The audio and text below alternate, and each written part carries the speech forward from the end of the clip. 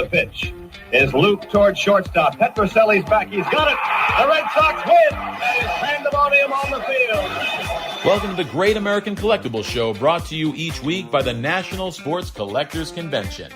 Join us every Wednesday evening at 6:30 p.m. Eastern Standard Time and get the latest news from the greatest experts in the sports collectibles world.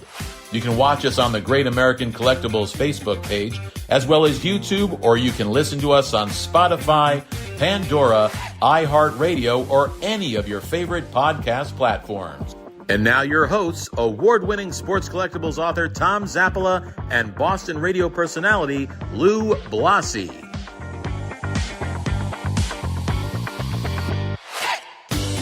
Louie, how are you, bud? Doing very well. Welcome home. Yeah, I'm semi-glad to be home. I wish it was a little warmer. Yeah, it needs to be a little warm.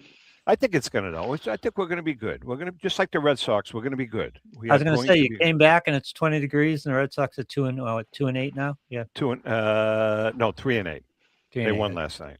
I lost track of the They were waiting for Tom to get back into town.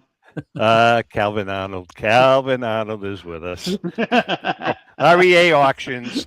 Calvin gets us. He knows what we're all about. Yes, Calvin. I brought the one-game winning streak back to the Red Sox. Although, listen, remember that you were a Stooges fan. You guys were Stooges fan, right? Yep. Okay. Do you remember? Somewhat. Cal's too young. Well, I know, Cal, you're a little too young. But, Louis, do you remember the episode when they were on the golf course and they really completely hacked up the golf course? Yes. And Mo, he had an iron in his hand, and he was hacking and hacking and hacking and hacking.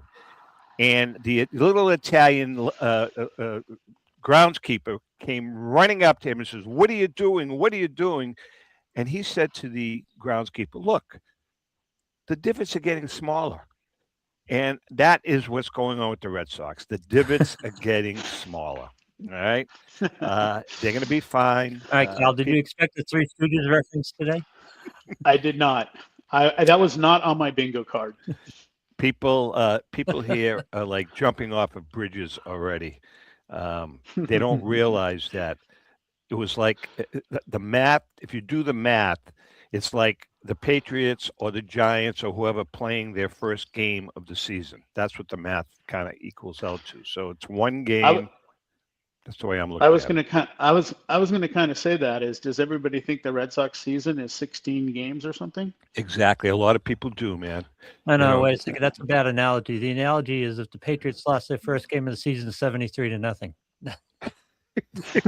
That's a more accurate analogy. Well, that's because it wasn't good. That is a little more accurate. It was a bad 2-8. It really was. God, they sucked. But they're going to be back. They're going to be back. All right, we have a lot to talk about. You guys have a huge spring auction going on. It's already started, correct? When does it end, Kelly? It has. So it ends April 19th. Initial bids need to be placed by 9 p.m. Eastern time, but over 3,000 lots of a lot of great material. You know, you say 3,000 lots. Now, I've always wondered, and I don't think I've ever asked this question. Obviously, a lot of the lots that you guys have left over from previous auctions, or is it just you guys build an inventory and decide when you're going to put it in the auction? How does that all work? Yeah, it's a great question. It's nothing's left over. It's we're starting from scratch every single time. Every single auction, we're out talking with clients and collectors, investors, things of that nature to get more material for the upcoming auction. So we'll have a summer auction that will take place over the national, and right now we're currently actively seeking consignment. So we're always building auction after auction. Louis, I'm sorry. Yeah, the auction business is interesting from the standpoint of where you get the items from, and you talk about consigners. And with the volatility of the market, I'm guessing there's a lot of turnover. We talked before the show about Tom's upcoming book about fines. I want to know your feelings on where fines are on their arc. Are we at a point where we're past the peak of the fines, or are there still? We've always kind of assumed it's an endless well. Is it an endless well? I mean, who knows? I mean, I don't know if it's an endless well. I don't know if anybody knows that. But the one thing that I do know, that I've been around since the mid 80s, and that question has been asked since the mid 80s. And here we are, we're still having fines, enough to have Tom write a book about it. So the reality is I think that there's stuff still out there that's not been found, that's still uncovered, undiscovered, and I think we're going to continue into the near future, if not long after we're no longer here. You know, what we tried to do in this book is the thing when we discussed the project, Ellen and I, and Leighton, and Joe Orlando and the publisher. You know, we talked at length about what was going to be included in the book, and I was adamant, as was Ellen, about the types of fines, because what's going to wind up happening is once the book comes out, there is certainly going to be people jumping out of the woodwork saying, "Hey, how come my find is not in the book? Why isn't that in here?" And basically, we've whittled it down. I mean, there's going to be probably 100 different items in the book. Now, not 100 finds.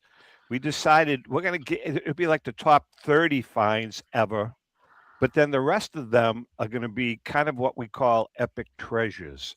And they are some of the really iconic pieces that have kind of come through the hobby that have great backstories.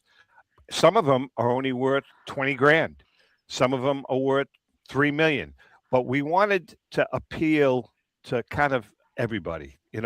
We wanted to appeal to the 80% of the market that can't afford the Ty Cobb PSA 9 Crackerjack card. So that's what we tried to do, and I'm hoping that we're accomplishing that. Like your find, which I don't want to get into the details. I want people to read about it, but Absolutely. that find is a find. So we Yeah. included that in the find portion of the book, and it's a great find, by the way. So we included that, but then I'll throw one. I think I threw it out as an example a couple of weeks ago. We have a signed check by Lou Gehrig. There's a lot of those out there, and it was J.P. Cohen of JP of Memory Lane had it in his private collection, but he bought it. Now you're saying, well, it's a check from Lou Gehrig. However, the check is made out to a hotel, and I can't remember the name of the hotel, and it's made out for like $35. But it was the hotel was next door to the Mayo Clinic, and he wrote the check the morning after he found out he had ALS. He was checking out of the hotel. That's a cool piece. That's a real cool piece. It's a canceled check, but it's got a great backstory behind it. So that's what we're trying to do in the book. Some just really cool stories. So whatever. Well, I think backstories mean a lot to collectors, because people are always fascinated by where things come from. It's not always the value. Of course, value does play into the equation, but I think it's more about the story and like where this came from and how it was uncovered, and how has it been sitting where it was sitting, or where it was at for as long as it's been. So I think, to your point, Tom, I think you can have great finds that are a few $1,000s. I think you can have great finds that are hundreds of thousands, if not millions of dollars, and I think everything in between. I think it's defined by somewhat by the story, but I think it's more defined by how likely is this to ever be found again. Right.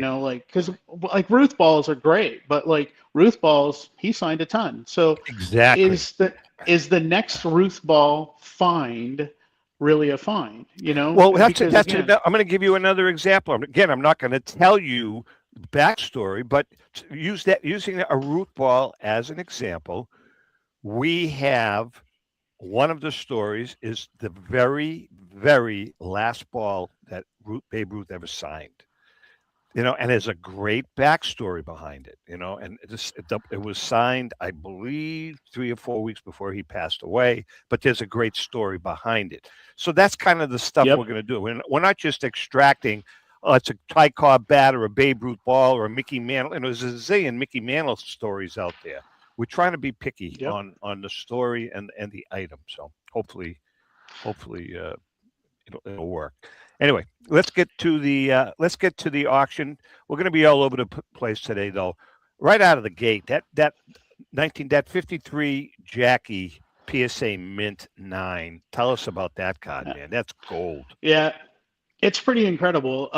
Actually, that collection came at the last minute, like as we're getting ready to close up the auction and put the book to print. So that collection, unfortunately, it was from a family where the family member passed away, left the collection, and there's a lot more behind that. It was a very significant collection that will be offered there's a few pieces in this auction. There's going to be a lot coming up in the summer auction, so that collection is going to be giving collectors something to want in the near future. But the 53, obviously Robinson's a cultural icon at this point. He's probably one of those guys that is being elevated to the stature of some of the icons in the hobby. And with as rare as that card is in that particular grade, I think we're going to just see very spirited bidding for that. There's some great Jackie stuff out there right now. Jackie, it seems as though Jackie is really picking up a head of steam.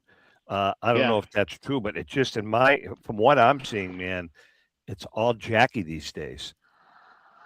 Well, it looks like the market is starting to move in a direction. I think it has been for quite some time, probably at least the last year. We're starting to see a lot of positive gains, not only in value but in interest. And I think what's happening right now is the top players from each of these sports are getting more and more popular, more iconic. I think a lot of the concentration in terms of people's collecting habits and probably more so investing habits are going into these major, call it the top 5 or 6 players from each sport. Jackie's included amongst them. So we're seeing a resurgence, not 2021 levels, but it's happening a lot more organically. It's not this massive, quick, fast rise over a very short period of time. We're seeing steady growth, a lot of interest, and I think it bodes well for the hobby long term. So the surging of the Jackie cards you would attribute to industry-wide influences as opposed to Jackie in particular? I think it's a combination. I mean, I think people love the story. In fact, I'm currently reading Jackie's autobiography right now. I find it fascinating, some of the things and the things that he had to actually go through to get to the point where he is a cultural icon. But I think it's both, Lou. Interesting, real interesting. Staying on the topic of the hobby today, Calvin, 2 years ago, 3 years ago, it was like the North and the South. There were the modern and ultra modern collectors, and there were the vintage collectors. Today, it seems to finally, relatively recently, it seems to be finally kind of gelling together, where some vintage collectors are sticking their toe in the water in the modern market, and some of the modern collectors are certainly sticking their toe in the vintage market. Are you guys seeing that? Yeah, we're definitely seeing crossover without a doubt. I think a lot of times those two markets have their own interests, but I think we're starting to see a lot of crossover, and I think it's really developed from guys enter the hobby with the players that they can see and watch today, that they know today. Like they can watch Shohei Ohtani, they can watch LeBron James, they can watch some of these guys play, and so I think it brings an aspect of interest and keeps people focused on those current players. And as they get more deeply involved into the hobby, and they start to go back and learn about the hobby, learn about the history, learn about some of the players that brought the game to where it is today. So I think you are going to continue to see that crossover, because the people that stick around, I think they do go back. They do learn more about the hobby, and therefore their collecting interest starts to become a bit wider. I think Interesting. that's certainly part of it, but I've always wondered whether we saw the divergence in the vintage hobby between collectors and investors. And it strikes me as the people who are investment oriented would look at the modern market as more of a day trading type of situation in a different economic market, and wanting to play in that market while keeping their interests in the vintage market and some of the longer term gains. I Good think they point. kind of like day trading in the modern market. Yeah, that's a great point. I mean, I think that sums it up perfectly. I think realistically, for the most part, you have those aspects of day trading within the modern market. I mean, look, we saw it, I saw it back in the 80s when I was collecting when I was younger, but like we were paying 10, 15, 20 cents for rookies that had no experience in the major leagues. Nowadays, they're paying 10, 15, 100, 200, $500,000 for guys that are coming up and have a lot of built up hype behind them. But that's a great analogy, and I think it sticks really well. Well, If let you me were, ask you this. I'm sorry. Go ahead, Lou, go ahead. I'm sorry. Calvin, if you were going to advise somebody from the vintage market who wanted to get into quote unquote day trading and wanted to get into the modern market, where would you start them? Would you start them with the kids? Because it seems like the kids are kind of priced out in many instances. Yeah, I mean, it's tough to say. Like the modern market is not one of an area that I delve into a lot. I know the vintage market a lot more, but I think that the modern market, you want to again. I think with the modern market as well as the vintage market, I think you want to stick to major players, because like as we've seen in the modern market, one injury wipes out a ton of value, and it can do it very quickly. So you want to be careful in what you're doing, but I think there presents a lot of opportunity in the modern market for some of these guys that perform well, stay healthy, and do well. I mean, Trout cards are still widely traded. They still have value, but how much more valuable would they be if Trout would have stayed healthy for, these last several years? Yeah. So just to kind of take the opposite of what Lou's saying, I'm a modern collector day trader, and I had investments in Wanda Franco, in Tatis, and I've made some money with some of those guys, and I've lost money with some of these guys. Yep. Do you think that some of the modern collectors, one of the reasons they're gravitating down to vintage is because they were burnt, because they lost some money, and now with the vintage market, there's a little more stability. They're buying a blue chip stock?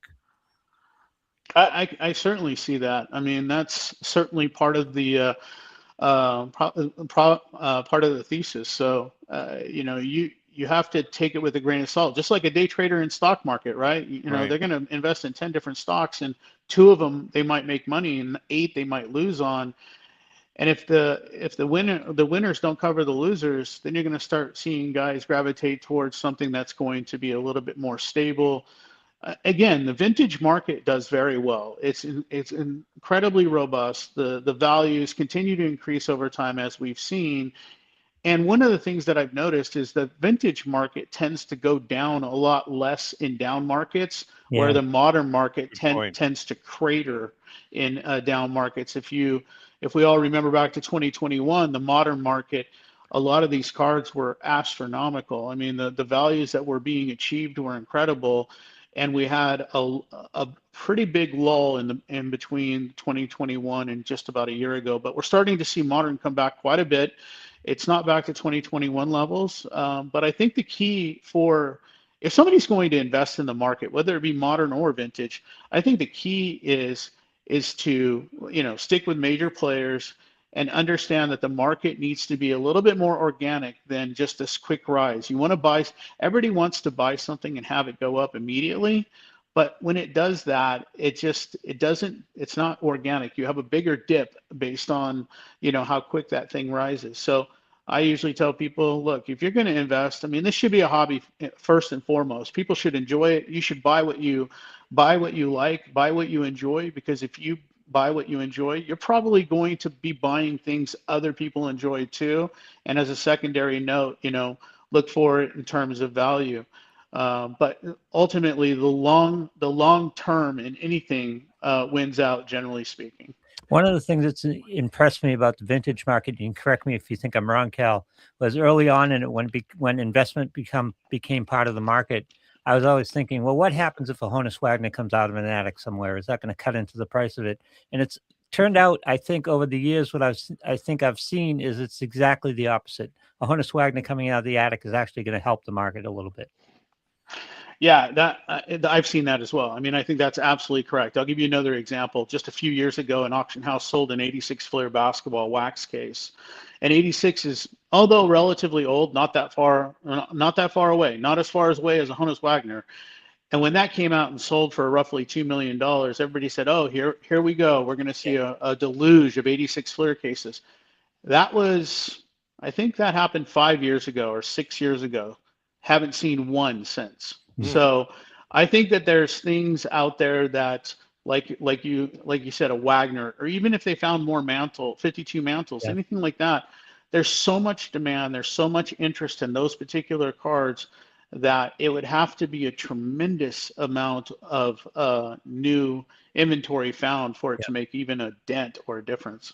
Very cool. We are chatting with Calvin Arnold from Robert Edward Auctions. We've got a lot to talk about. They have a great spring auction going on. We're going to really get deep into it. When we come back, Crackerjack moment has seen its moment, Lou. It's done. Crackerjack moment is done. But we're going to come back with an All-Stars Cardboard Memories. This is a cool book, and we'll talk about it after the break. Calvin's in the house. Hang in there. We'll be right back.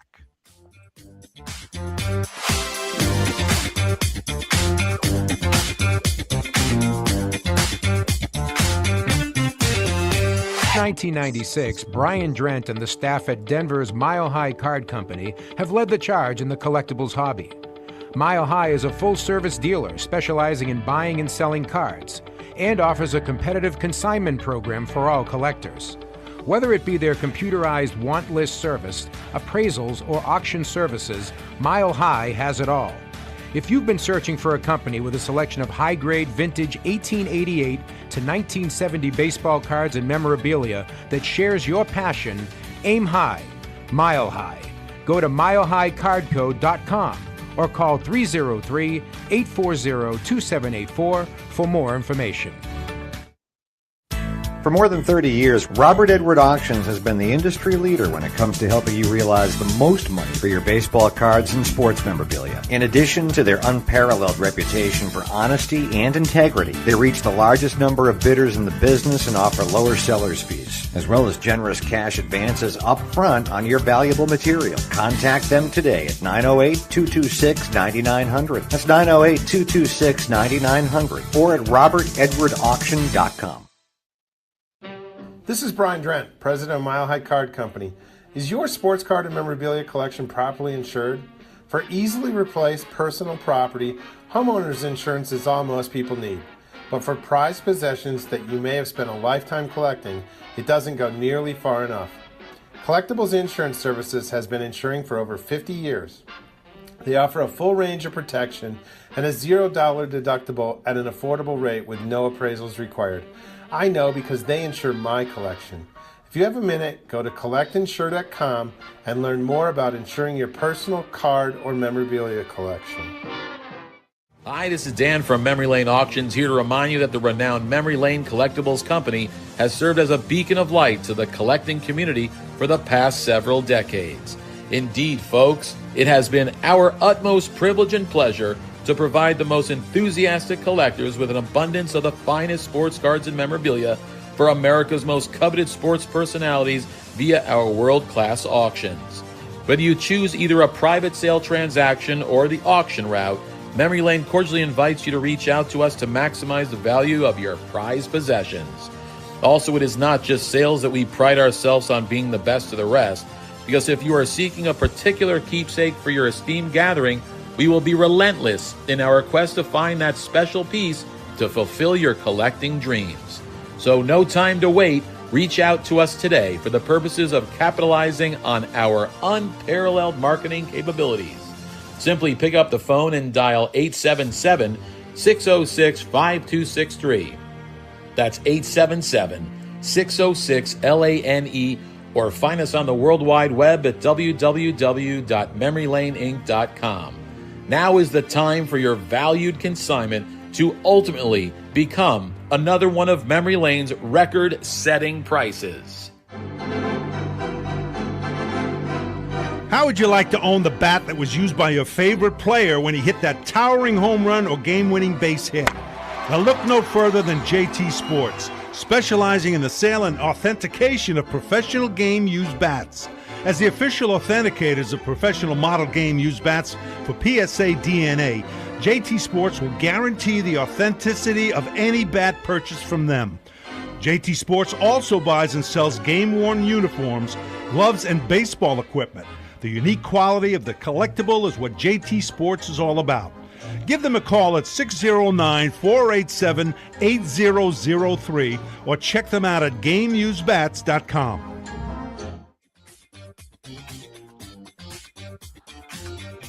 Okay, we are back. Calvin Arnold from REA Auctions is in the house. And by the way, it's collectrea.com now, isn't it? Collectrea. That is correct, yes. Yeah. Now, if they go to Robert Edward Auctions, though, it'll also come up to collectrea.com, correct? Yeah, I believe it forwards. But you want to go to collectrea.com. You want to get registered. And the auction ends April 19th. Good. All right. Yeah. Before we get into some of the more of auction items, this is a book that actually did very, very well. And All Stars Cardboard Memories.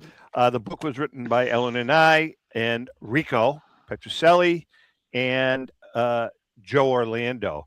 And when we thought about this book, Rico and I were talking about it. He played in the golden age of baseball. Rico played with or against 56 Hall of Famers. Think about that. Yeah. 56 Hall of Famers. And we're talking Hall of Famers. Mantle, Mays, anybody you can think of. Oh, so Harold. what we're going to do is I'm going to read an excerpt every week. You can buy the book. We'll talk about that. And this week, we're talking about Rico's take on Hank Aaron.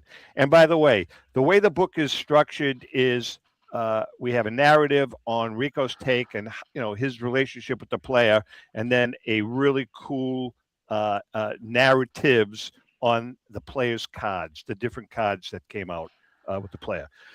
I first met Hank Aaron in 1965 when I was 22 years old. We were playing the Braves in an exhibition game for the Jimmy Fund, the famous clinic in Boston for kids with cancer. I made a point of walking up to him to introduce myself because he was one of my idols when I was a kid. Now think about this. He's 22 years old. He's in the majors, and Hank Aaron is one of his idols. The thing that struck me was that he only weighed about 175 pounds. Yeah. I was expecting to meet a big hulking guy with bulging muscles, but I remember I couldn't believe how big his hands were. They were easily twice the size of mine. I walked up to quote Mr. Aaron, introduced myself, and shook his hand. He asked me to call him Hank. Wow. There I was, a nervous rookie player meeting one of the greats of the game, and he asked me to call him Hank. Since we were on a first-name basis, I bravely asked him if he would pose for me for a picture, and he graciously did, so I had my picture taken with him. Hank was very soft-spoken and unassuming, but he carried himself like a real pro. Later on, we bumped into each other when I played on the All-Star team in 1967 and 1969, and he congratulated me on being chosen for the team both times. Even though Hank was a 25-time All-Star, and a National League MVP and National League batting champs, he will always be remembered for breaking Babe Ruth's record. That night, I watched the game at home because we had an off day, and I remember jumping around like a nut after he hit the homer. I was happy because he was such a great guy, and he went through a hell of a lot that season with all the racial slurs and abuse from some fans. It was a damn shame. Towards the end of his career, Hank joined the Milwaukee Brewers, who we played regularly. I remember the first time we faced them with Hank on the team. By that time, he had lost some of his bat speed, and he wasn't hitting for power, that power that he was known for. After getting a base hit, he was advanced to third. Hank asked me how I was doing and complimented me on my play at third base. I asked him how he liked being in the American League, and he said that he was enjoying it. Hank was in his 40s by then, and even though he wasn't hitting for average, he still managed to get the bat on the ball. Finally, in 1999, when the All-Star Game was played at Fenway, there was an event at the Heinz Auditorium in downtown Boston that was part of the festivities. It was called Fan Fest. I was asked to participate, and who did I bump into? And that was there also with me, Hank Aaron. He was retired and working for Major League Baseball. He warmly shook my hand and asked how I was doing. I was thrilled because this guy still was one of my idols. I asked how he liked his job working in baseball, and he told me he loved having the opportunity to still be part of the game. For some reason, I had a ball in my hand, probably something to do with FanFest. I put it in his hand, and I asked him if he would mind signing it for me.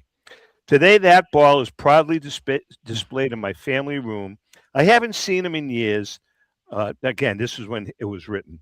I haven't seen him in years, but I think I'm going to send Hank the picture of the two of us in 1965 and ask him to sign it. My grandkids would love it someday.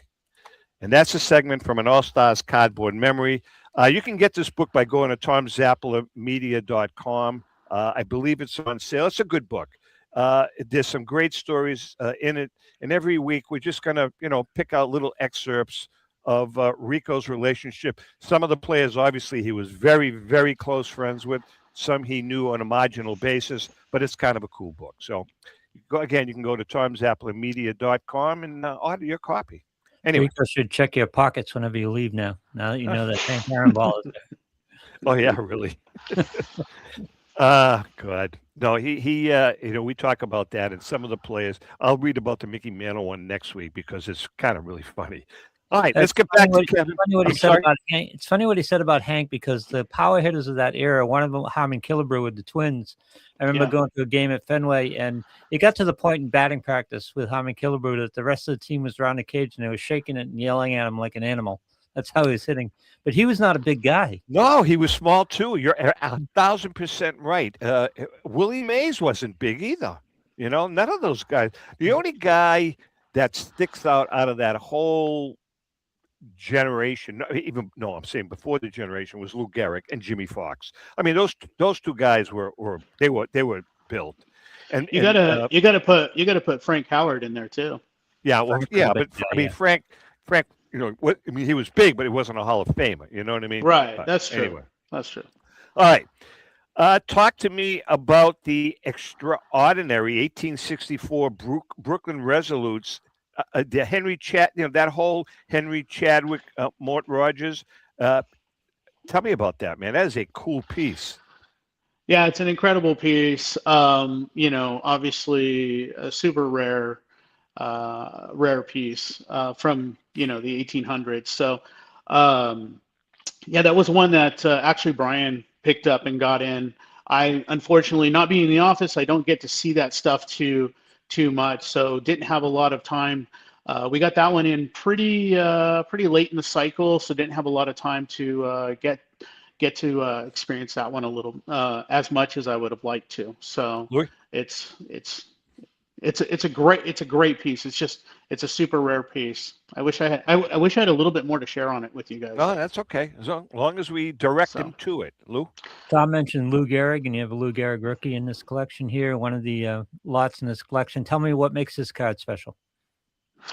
Yeah, again, probably the first and foremost thing is it's Lou Gehrig, right? So it makes it extremely special in the fact that Lou Gehrig is supremely popular, and rookie cards by nature are the most sought after cards around. The other thing, as we're talking about that one, that just popped into my head that I want to bring up is we have we actually have the Urban Shocker pieces from the Urban Shocker collection. So wow. within that collection is a panorama Type 1 photo from 1925 spring training with Lou Gehrig's rookie image. So he only played about 22, 23 games in 23, 24 combined. So his first full season. So that's a pretty incredible piece as well in regards to Gehrig. You know something, Calvin? I've become over the last couple of years. I've become a memorabilia guy, and a lot of different people had impacted after talking to them. Impacted, my feelings towards memorabilia. A bat, whether it be a bat, a ball, a jersey, a document with a signature on it. The player's DNA is on it, as opposed to a card. Nothing against card collecting or any of that. I had a huge collection.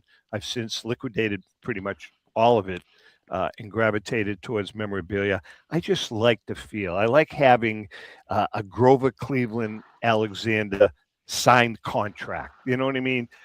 That he held, that he signed, things like that. It's just, they're really cool pieces.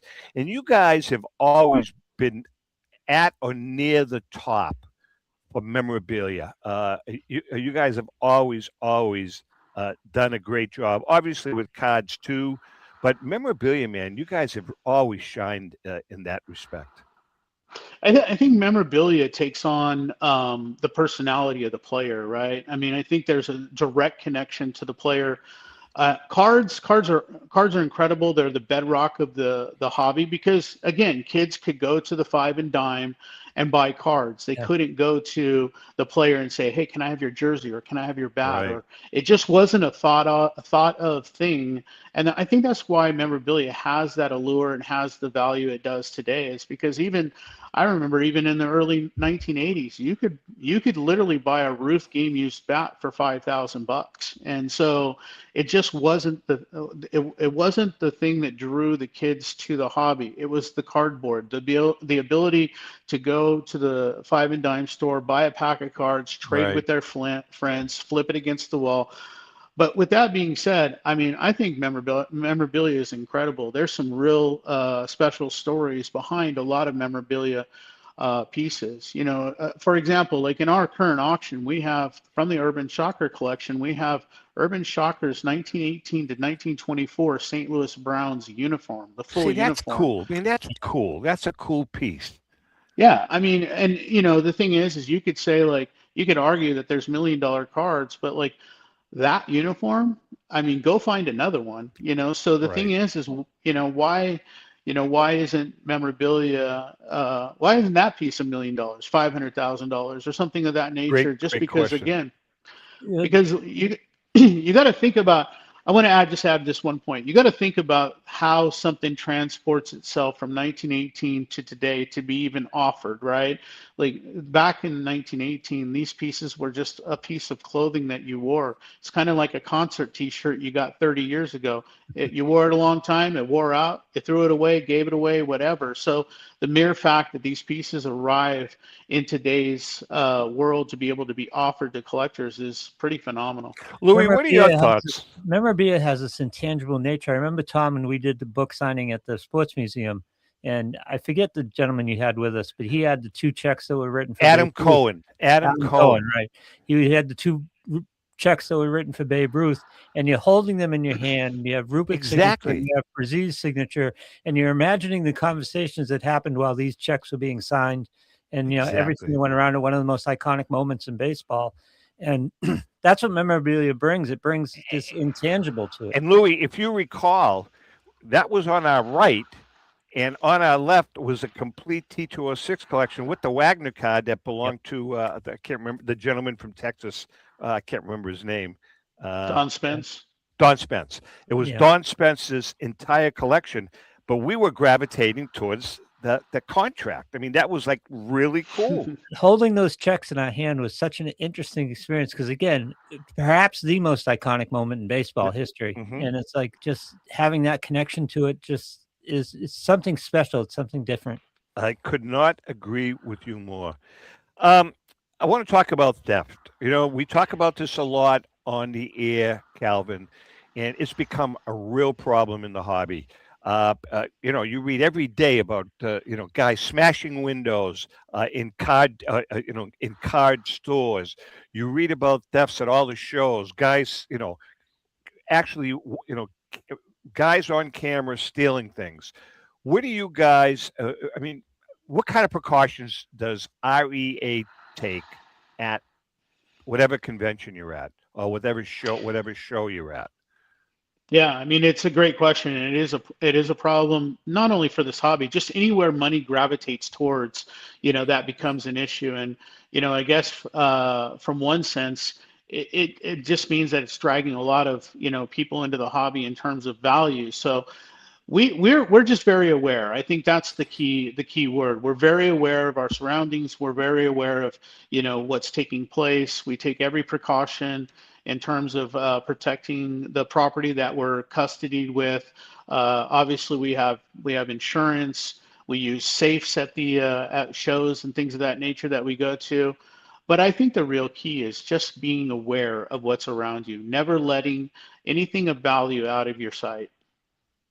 Good point. I want to get back to memorabilia a little bit, Cal, and maybe it's a modern vintage question again, but there were a couple moments last year. There was the guy who caught Cal Raleigh's 60th homer and then gave it to a kid. There was the Mel Rojas homer in Game 7, and it's like that ball is around somewhere. Those balls are around somewhere. Is there a market for modern memorabilia, and is that going to evolve? Is it going to get bigger? Because I would love to have that Mel Rojas ball. It was a moment. 15 million people watched that ball game.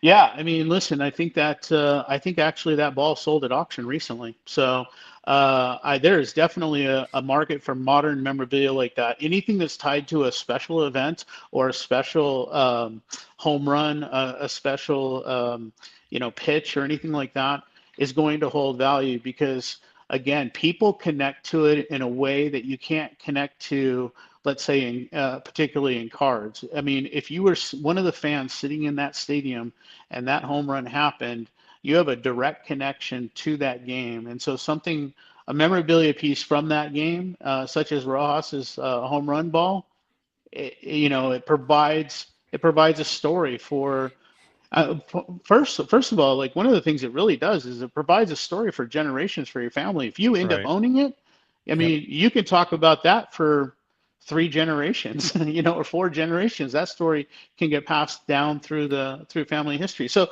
memorabilia has just a way of connecting people, really. Tom, what do you think we could get for the Roman Anthony throw ball from the other night? Did they ever find it? No. I don't know. Maybe not.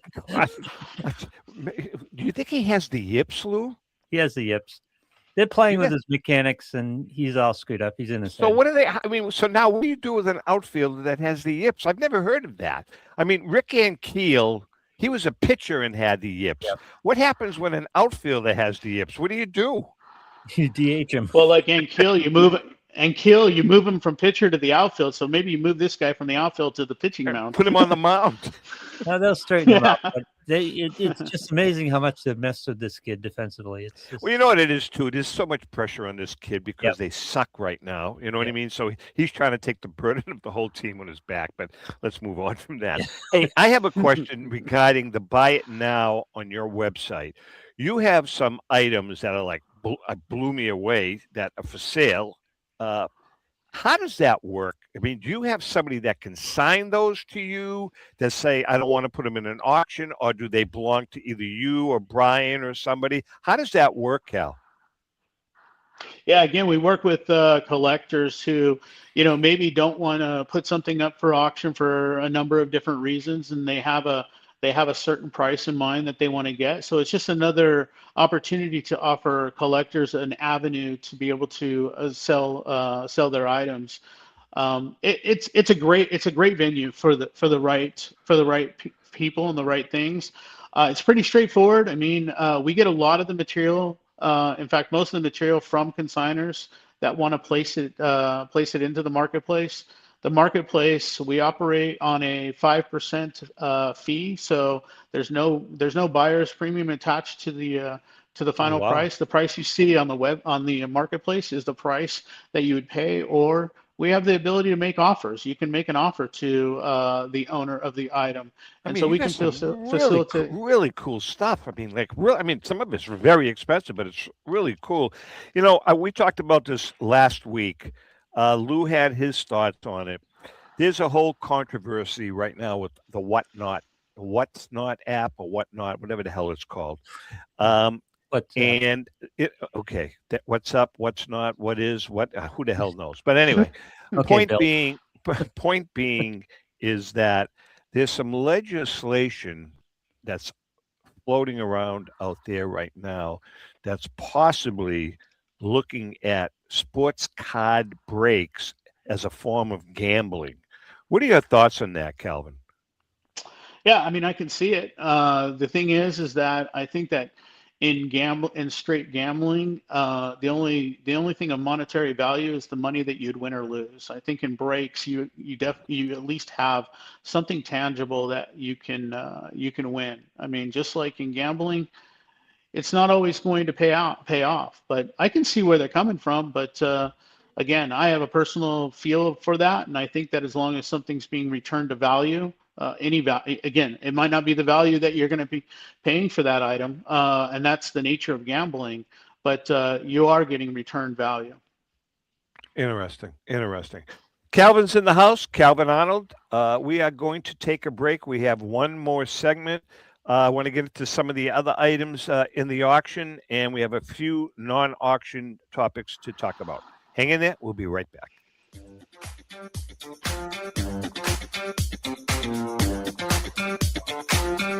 Auction is a family-owned and operated online auction specializing in autographed memorabilia, sports cards, coins, art, and collectibles. Since their founding in 2010, they've grown to 2 facilities in Phoenix, Arizona, totaling over 60,000 square feet. Jared Cavalier and an incredible staff of over 150 team members serve a very large customer base and enjoy every minute of it. By working with leading authentication companies, Pristine ensures all items are 100% authentic. In addition, third-party authenticators regularly travel to Pristine Auction to provide authentication services on site. Pristine Auction strives to operate its business in a way that's honoring to God, their families, and their customers. With a strong focus on speed, quality, and premier customer service, their mission is to be the leading online auction for every level of collector and fan. Pristine also works for Hope Sports and Identity Hoops International, traveling to Mexico to build houses for the less fortunate. Pristine Auction offers several online auction formats with thousands of auctions ending each day. For more information, go to pristineauction.com. That's Pristine Auction, the best in the business. If you're a discerning collector interested in owning the most important pieces in the hobby, look no further than Leland's Auctions. The original sports auction and appraisal house, Leland's was established in 1985 by legendary Pioneer founder Joshua Leland Evans. And today, President Mike Hefner carries on their tradition. From the Tom Brady card and memorabilia collection to the famed Boston Garden auction to high-end card auctions from every major sport, Leland's has always maintained the highest standards. Go to Lelands.com and get your bid in. That's Leland's, the hobby's leading sports auction house for 4 decades. It's often been said that championships are won on the practice field, and world records come only to those willing to work harder than everybody else. Heritage Auctions is the world's largest collectibles auctioneer because we believe that becoming the best is only an invitation to the challenge of remaining the best. This requires the skills of the hobby's top experts, capable of identifying and maximizing value for our consigners. It requires the most visited website in the industry, courting a global audience of collectors over 1.5 million strong. It requires a dedicated press department that expands our global reach far beyond the entrenched hobby marketplace. It's hard work, but a simple premise. Present the finest collectibles to the largest population of potential buyers, and world records will come. We invite all listeners to put the unmatched power of Heritage Auctions to work for you. Auction evaluations are always free, and our commission-based fee structure ensures that our interests are always aligned. The highest possible price for your collectibles. There will always be new world records to chase, so let's chase them together. Visit our website at ha.com and request your no-obligation review today. Hi, this is Dan from Memory Lane Auctions, here to remind you that the renowned Memory Lane Collectibles Company has served as a beacon of light to the collecting community for the past several decades. Indeed, folks, it has been our utmost privilege and pleasure to provide the most enthusiastic collectors with an abundance of the finest sports cards and memorabilia for America's most coveted sports personalities via our world-class auctions.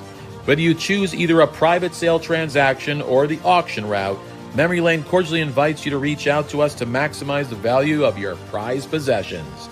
Also, it is not just sales that we pride ourselves on being the best of the rest, because if you are seeking a particular keepsake for your esteemed gathering, we will be relentless in our quest to find that special piece to fulfill your collecting dreams. So no time to wait. Reach out to us today for the purposes of capitalizing on our unparalleled marketing capabilities. Simply pick up the phone and dial 877-606-5263. That's 877-606-LANE, or find us on the World Wide Web at www.memorylaneinc.com. Now is the time for your valued consignment to ultimately become another one of Memory Lane's record-setting prices.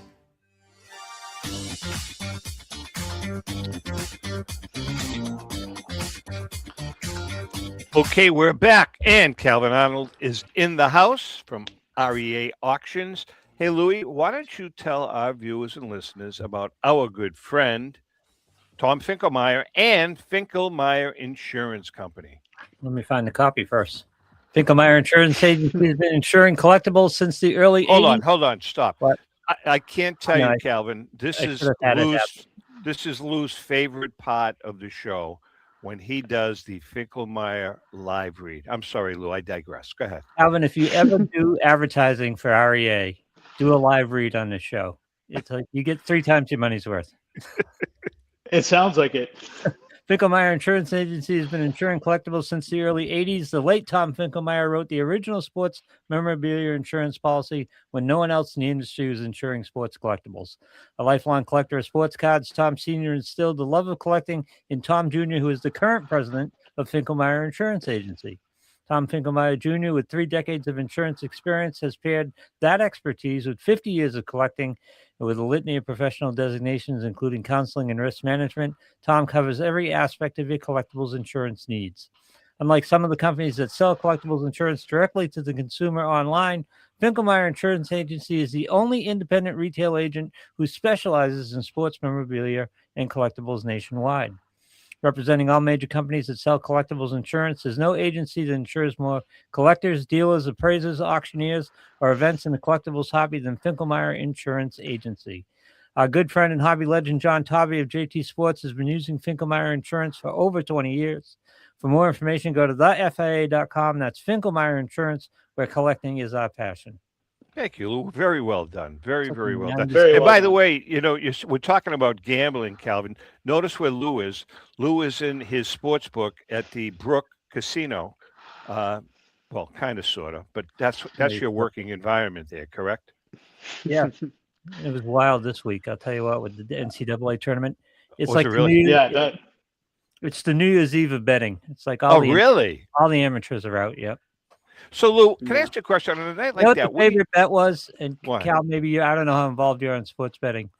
In the first couple of rounds, round of 64 and 32, it was the race to 10 bet.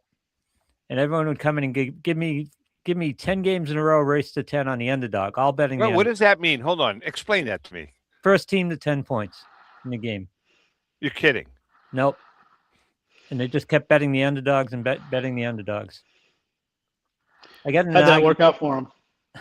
Actually, I got into an argument with a guy. I don't know if you find this interesting or not. Just stop me if you don't find it interesting. He placed 10 $10 bets, right? Like 4 at a time. And he came to me and he wanted 4 bets on the underdog the next 4 games, race to 10. So I gave him Clemson in one of them because Clemson was giving 1.5. He came back. The only bet he lost was that one of the 10 because Clemson, he said, wasn't the underdog. It was the favorite. It was the higher seed as well. They were getting 1.5, so they were the underdog. He goes, no, that's not the way it works. And I'm going, yeah, that is God. kind of the way it works. Lou, Yeah. I mean, do you ever have like super big winners there at the casino? Oh, yeah. You do. Yeah.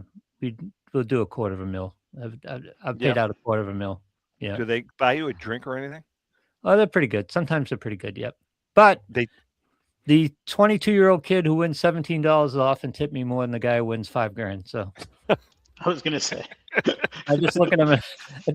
And I go, just keep him a kid. Yeah, it's like the guy that wins $5,000. He's like, here's a crisp 20. Go spend it.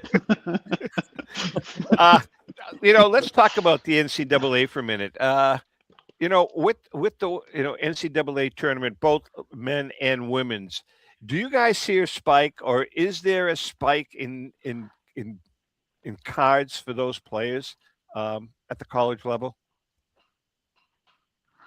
Yeah, I mean, I think there is a spike. I think cards from, like, for example, the WNBA. Caitlin Clark, set the world on fire when everybody watched her, and now she's moved into the WNBA, and so that brought notoriety to the sport, and people go after those types of cards. That's the very reason why we saw baseball card collecting expand in the 80s to football, hockey, and basketball, and then maybe 5-6 years ago, we started seeing heavy interest in Formula One and golf and some of these soccer. Soccer's massive at this point. So, yeah, I think as people are able to watch and participate in it, even from a betting standpoint, the interest in cards gains.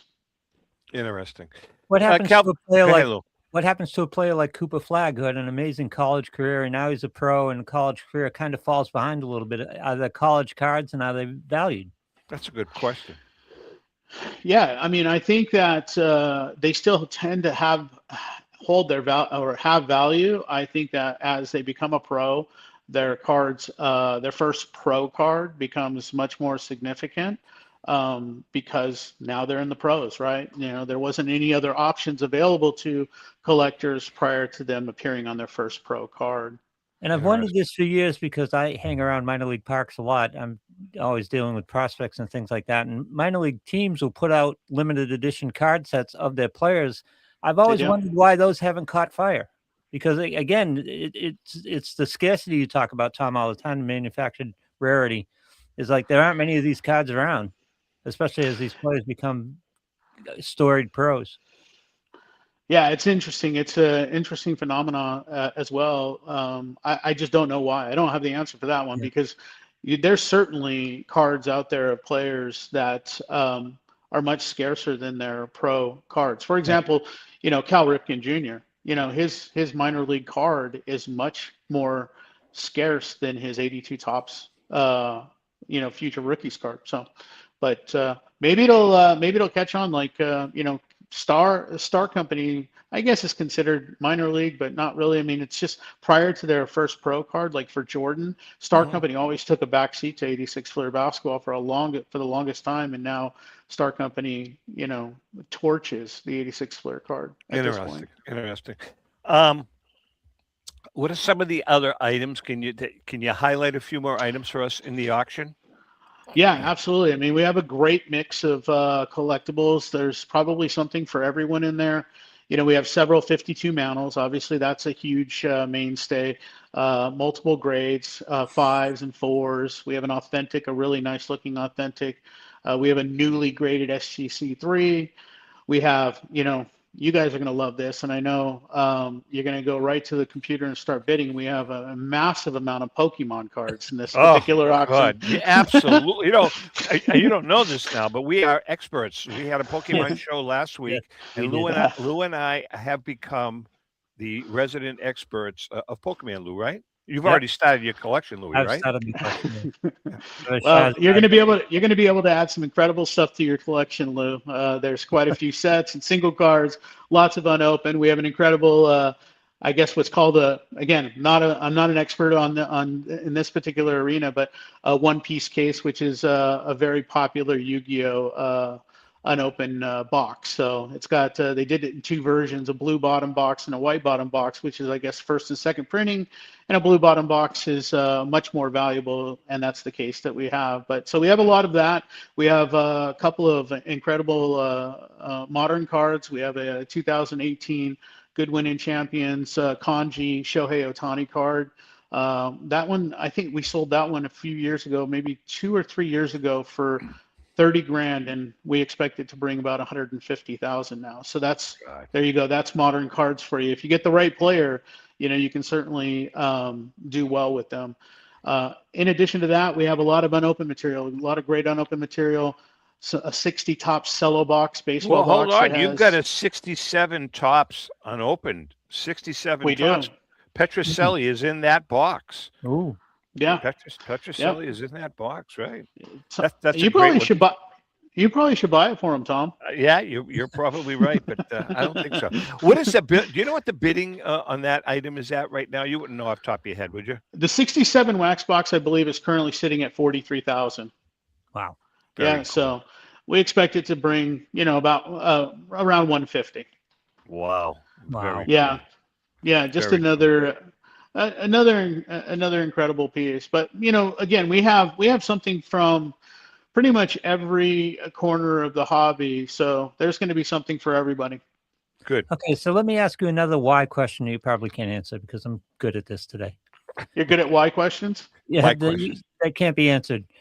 We talk about Pokemon, and I'm always wondering why there isn't an expansion in non-sports cards. Like, for example, if I'm a card manufacturer, I'm putting out a Taylor Swift card from the Era Tour, and I'm doing a series in each city. And, you know, there's plenty of people out there to buy them. Just suck some people into the business, right? Yeah, I mean, it's a great question. I mean, I think that's one directed towards the manufacturers, but I don't know why. I think, again, non-sports has gained in popularity and value, especially like vintage stuff. Some of the major sets, like the 1940 Superman set, the Mars Attack set, again, like what we talked about earlier, Three Stooges set, those are some pretty iconic sets that have brought value to that space. Very cool. All right, I think we're just about out of time. Calvin, people want to bid. When does it end again? It ends April 19th. Again, initial bids need to be placed by 9 o'clock Eastern by April 19th to participate on any lot that you're interested in. You can register at collectrea.com. I'd register early and get your bids in. And by the way, remember, just a reminder, if you can take a look at that narrative and get back to us sooner rather than later, that would be greatly appreciated. We have apparently I have to rewrite it.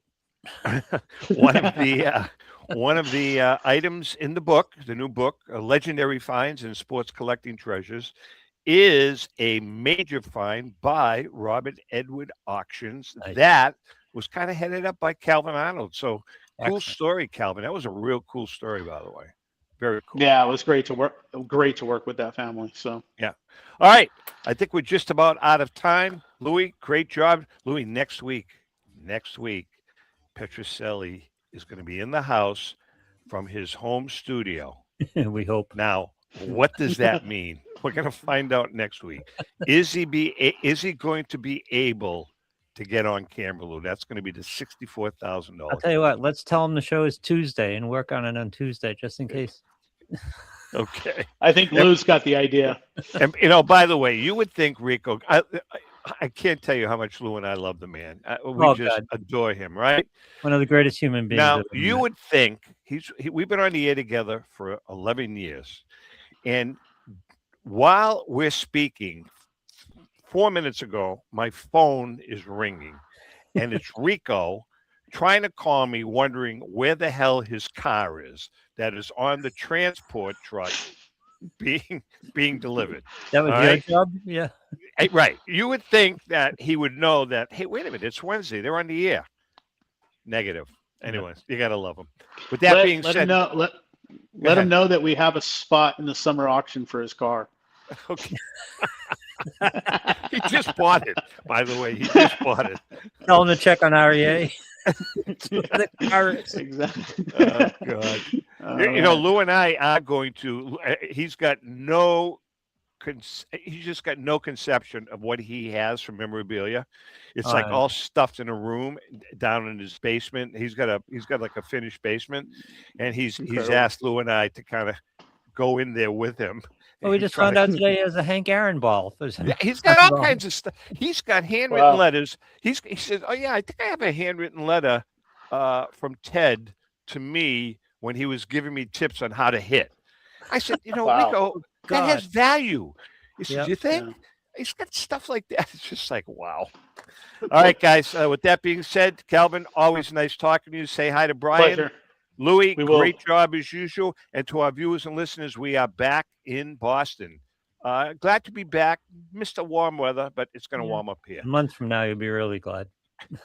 With that being said, happy collecting.